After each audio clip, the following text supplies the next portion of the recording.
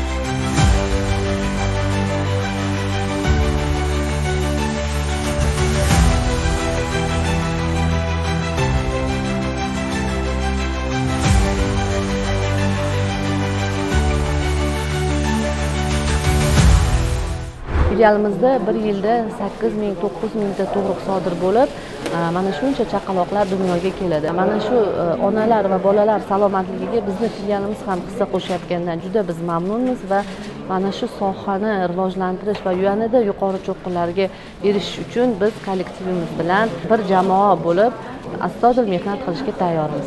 Hamda mana shu xalqaro akkreditatsiyalarning o'tishi biz yanada tibbiyotda rivojlanishimizga, yanada olg'a qadam tashlashimizga, yanada yaxshi ishlashimizga turtki bo'ladi va yana bunday konferensiyalarni biz yillar davomida o'tkazish rejamizda bor.